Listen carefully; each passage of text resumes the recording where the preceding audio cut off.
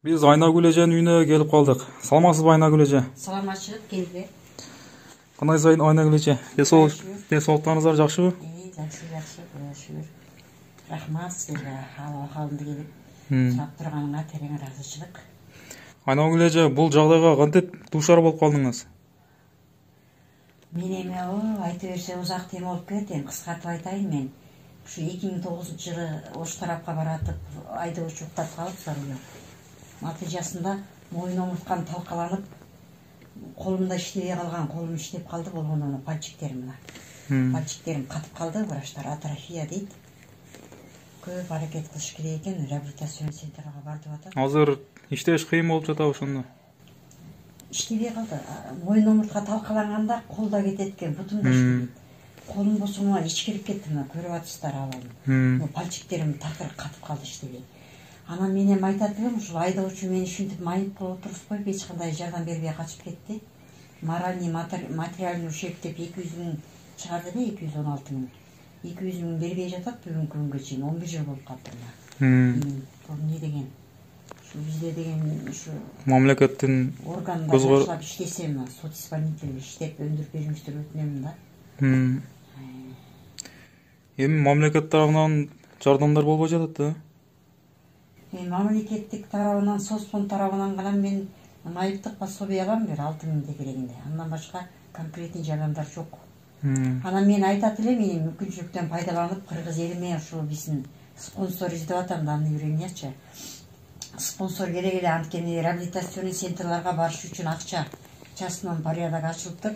Мисалы Эсенгелдин деген бар, $600 дейт да. Асман чапчып атат акчалар. Мен ай сайын алганым 6 000 болсо, каяктан $600? Ошондуктан ушул биздин кыргыз элиме кайрылат элем. Колунда бар чыгаан кыргыздар, кыргыз элиндин чыгаан кыздары бар, жигиттери бар дегенде, иним. Ушуларга жардам берип, реабилитацияны көтөрүп койсо жакшы болот эле. $600 айына. Кичине кадноко туруп калдым, аны да азыр көрсөтөрмүн. Кадноко туруп калдым biraz. Врачтар тарабынан эмне деп атышат? Жылыш болот деп жатышабы?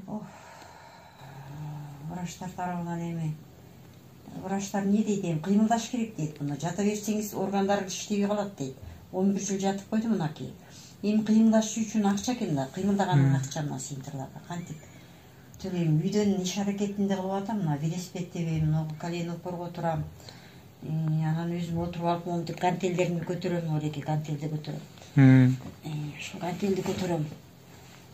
Анан ушу эң главный, мен ушу центрларга барып кыймылдашым керек, Воронцовкага барып атам. Анан гантель көтөрөм, антип кетсем пальчиктеримде кыймылдабай калат дейт вообще. Анан кыймылдап атам. Постоянно кыймылдап болуп туруш керек экен да? Постоянно массаж алайын десең, бул акча. Жана игротерапия ай сайын алып тур дейт, ай сайын массаж.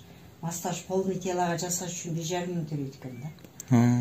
Ушул кичине жардамга муктаж болуп турам да, кыскасы. Элимден кичине бир жардам болсо, басып кетүүгө мүмкүнчүлүк бар дешип атат, шансым бар. Канча акча керек болот деп жатышат? Ошондо центрларга $600 деп атат. Ошондо баш аягы сом менен айтып көргөндө 50-60 000 сом керек болуп атат. Мен постоянно жанымда сиделка болуш керек да. 2 кызым бар, Тимирлан. Бир кызым иштеп, но квартиранын акчасын төлөйт. Бир кызым постоянно жанымда болот. Көтөрүп коляскага отурусуп көтөрүп тургузат да. Карап турган адам постоянно болуш керек экен да. Без мындай жанымда бир көмөкчү адамдын жардамысыз мен өз алдымча кыймылдай албайм. Жатканда бир стакан суу менен көтөрөм. Жашооңуздар кандай? Квартирада турасыздар да? Ооба, квартирасын айтып этем, мынакей. Батирде турам. Батирдин акчасын ошо жана айтып аткан кызым төлөйт. Калганын ошол пособиенин окаташым эптеп, дар-дармегим. Мына морекинде көрсөтүп кетейин сиздерге. Оорун жашасаң өлүм аш келет дейт. Мен жашап турганда эч нерсе калбай калды. Мына 11 жылдан бери ушул баягы врачтар айтат, нарушение тазовый орган дейт да. Мына көкүрөк түшман ылдый, мына түшман ылдый. Кайнак суу куюп жиберсең да ушул жактан сезбейт эч. Эч нерсе сезбейт да? Анан баягы мачамды чыгара албайм, мынтип трубка салып койгон, тарсыгында трубка турат. Мына жака келип, сийдик бияка келип болот. Муну дагы Россиядан заказ берип алып алдыртып атам мына. Мынакей, бул дагы акча да. Жанагы 6 000 пенсия алам деп атпайбы, ошол дар-дармегиме еще памперсим бар баса. Мына памперс колдонам постоянно. Памперс деле азыр мынакей бир пачка алсам ичинде ушундук болот. Аны деген 1,5 миңге аламын. Еще дордойдон арзан алгам. Мына ушуга дагы канча деген акчам кетип атат. Анан өзүмдүн дары-дармек менен акча калбай калып атат. Бул мачаны чыгарыш үчүн канифрон деген таблетка ичем. Нерамидин деген ичем. Бул ушуларды ичип турбасам, бул мачам дагы чыкпай калат. Чыкпай калса адам эмне болот? Кайрымдуулук фонддорунан кандай жардамдар болуп жатабы? Кайрымдуулук фондунан ушу 11 жылдын ичинде конкретный эч кимсе жардам ала албай койдум. Мого Илим Барсынбайга кайрылдым. Эгер фонддор чектейт экен, биз жетим жесирлерге жардам беребиз дейт экен. Мен жашым 49га келди да. Эгер фонддор биз 35 жашка чейинки жаштарга жардам беребиз дейт. Ушундо мен кайка барам? Кимге барарын билбей калдым. Фонддор мүмкүнчүлүктөн пайдаланып айтат элем. Фонддор көрүп атсар алабыканы мынакей колдорум иштебей жатат, пальчиктер менен иштемей кармай албайм, иш кыла албайм. Жардам берип койсо жок дегенде памперс жагынан мондай катетер алууга кичине материальный помощь кылып койсо сонун болмок эле. Жардам жок конкретно айтканда. Фонддордон коронавирустун учурунда гана продуктыдан жардам беришти, аны да айтып кетишим керек. Анан башка мындай материалдык жардам берилген жок. Жумуш кылам, ниеттүүлүк кылам, жумушум ушул да мен. Мына жана турганымды көрдүм, гантель көтөрүп, эми ногу топ менен бутумду кичине кыймылдатам. Бу да өзүнчө терапия болот мейди кыймылдатам.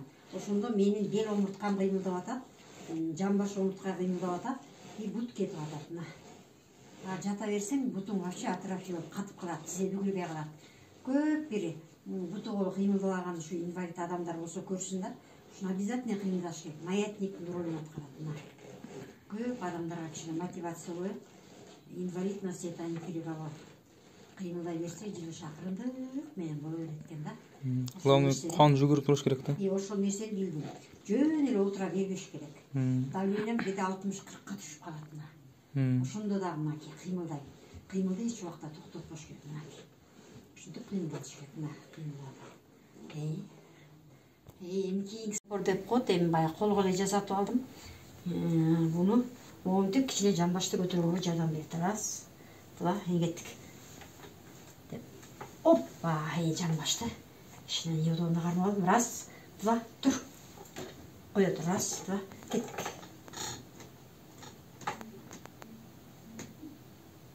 Ушинтип. Буну да самап, два. Жамбашты кичине коляскадан алыш керек да. Бу дагы белге, бутка күч керет десең. Ушинтип кыймылдайт. Кайра сол кол менен көтөрүлөбүз. Коляскадагы эски тормоз кармабай калыптыр, кичине балбайт жетип атат, коляскада жүрүп кеттик. Кана. Раз, два.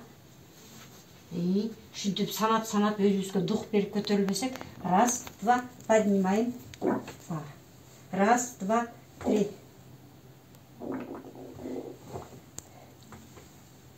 Мына ушинтип кыймылдайм бар. Жамбашты кичине коляскадан көтөрүп, күч келтириш керек белге. Бул кадимки отурганга жардам берет. Бүгүн ногу белим остеохондроз кармап калыптыр кичине. Жакшы эметпей туруп.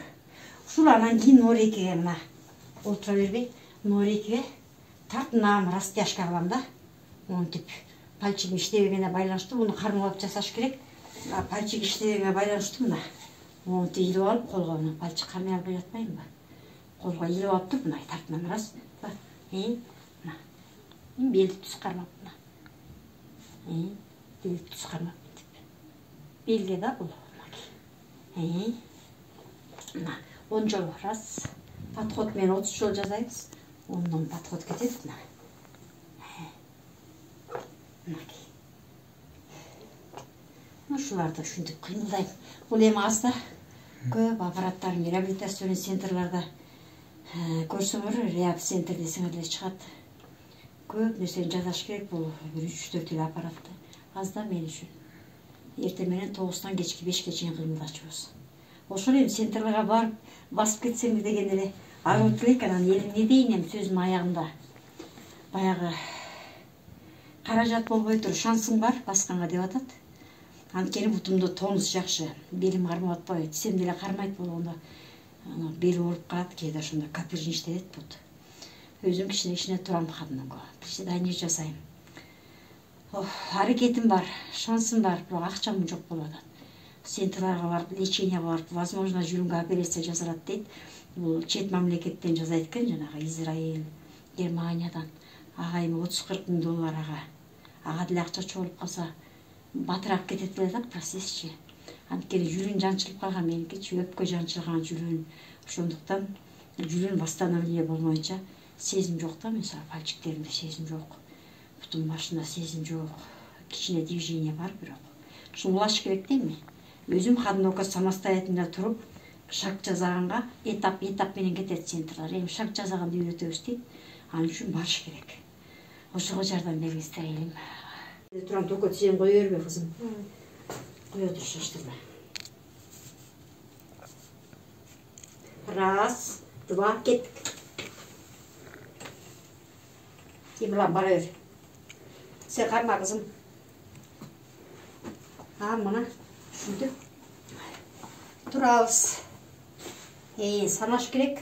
Өпкө иштейт. Раз, два, три, 4, 5, 6, 7, 8, 9, 10. Ол кыйкырып санаган өпкө иштейт. Обязательно санап жасаш керек да. Баягы көптөргө баягы мотивация болот чыгардым. Бул бел кичине катып атат белим. Анан приседание жасаш керек. Тизем катып турат, өзүмдө эле турчумун. Гимнастикамды 1 айдан бери жасабай кичине катып кетти тизе. Кана. Оппа. Болду, кичине равновесие кырмай калдым.